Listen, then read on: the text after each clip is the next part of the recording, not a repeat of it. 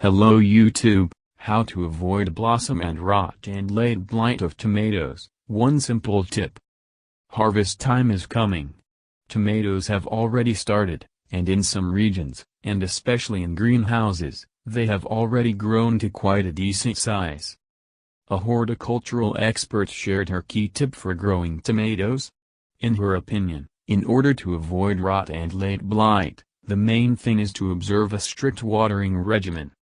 Tomatoes love bright sunny places, but one of the really important things about tomatoes is that they hate irregular watering. Irregular watering can cause problems with the tomatoes themselves and with their roots. The appearance of fruits with cracks is also associated with irregular watering. Watering must be basal, try not to water the foliage. Plants can also get sick with a disease called vertex rot, which is associated with a potassium deficiency, so take care of fertilizers. Now is the perfect time to feed your tomatoes, and anything rich in potassium is good for fruits and flowers. It's also a good idea to trim the bottom leaves from tomatoes to prevent the spread of soil-borne diseases. You need to cut off all the leaves that touch the ground. How to defeat late blight in the garden. In the second half of summer, when the heat of the day gives way to the coolness of the night, late blight, brown rot, manifests itself. This disease annually takes up to 70% of the crop of potatoes and tomatoes. Its causative agent is the obligate fungus Phytophthora infestans, which has a complex biological cycle and an incredible ability to form virulent races. Sign of trouble. Among the diseases of tomatoes, perhaps, there is no other so infamous. No wonder the German botanist called the causative agent of late blight, the simplest microscopic fungus, an infectious plant eater. Most often, the disease manifests itself on the leaves of the lower tier, and then moves to the tops of the shoots. Brown spots are clearly visible on the foliage, covered on the underside with a white fluff, spores of the fungus. On the stems, late blight appears as dark brown stripes. In wet weather, the affected areas rot, in dry weather they dry out. Brown late blight spots appear on the fruits. Markings grow both in breadth and depth. Phytophthora mercilessly puts its signs not only on mature, but also on green tomatoes. Even more offensive is the fact that seemingly healthy tomatoes taken still get sick and turn black. Literally overnight, the entire crop can be destroyed. Juicy green leaves turn into dry brown mummies. We reveal the reasons. There are several reasons for the occurrence of Phytophthora. First, close proximity to potatoes.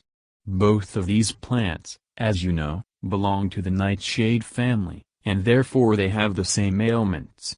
If Phytophthora has declared itself in a potato field, in a couple of weeks it will also occupy tomatoes.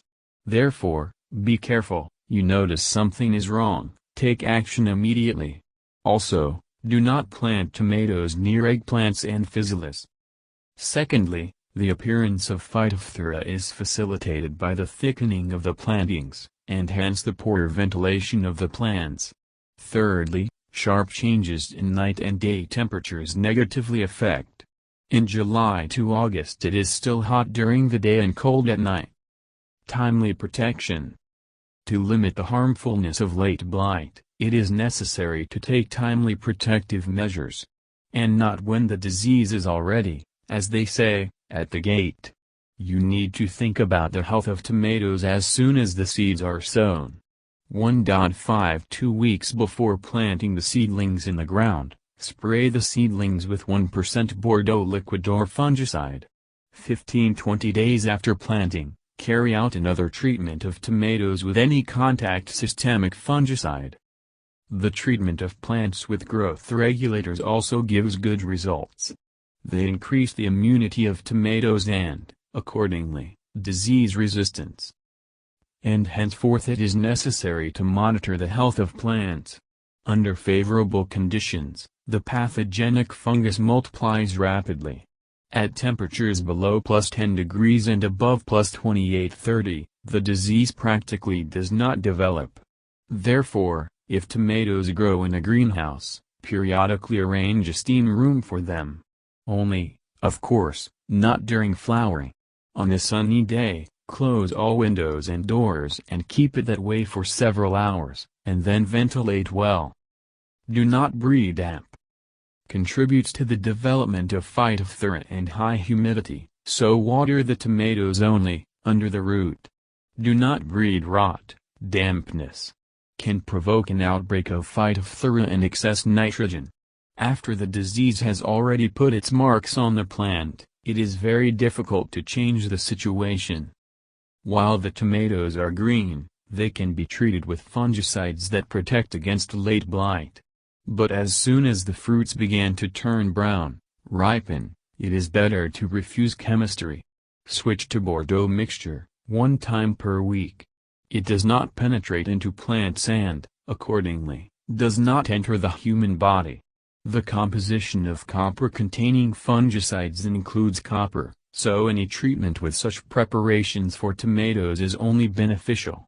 It is good to use a copper soap emulsion, 2 grams of copper sulfate and 200 grams of soap per 10 liters of water, copper sulfate with soda ash. Immune shield. The stronger the plant, the more difficult the disease to break it. To increase immunity, tomatoes should be periodically fed with phosphorus-potassium fertilizers. In 10 liters of water, dissolve 2 tablespoons L. superphosphate and 1 tablespoon L. potassium sulfate. A mixture of iodine and potassium chloride is also effective, 40 drops of iodine and 30 grams of potassium chloride per 10 liters of water. Iodine solution destroys microbes and accelerates the ripening of fruits. You can also treat the plantings with a solution of iodine 3 times, with an interval of 5 days minus 10 milliliters per bucket of water. Spraying tomatoes with freshly prepared garlic infusion is very effective against late blight. 1.5 cups minced garlic, 1.5 grams potassium permanganate and 2 tablespoons L.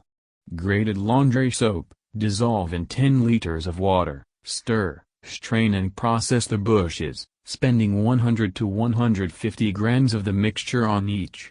Such treatments are carried out at intervals of 15-18 days. Thank you for your time and attention listening to me. Don't forget to hit the like button and subscribe to our channel. You can also click the bell sign to be informed about new videos. Have a great day.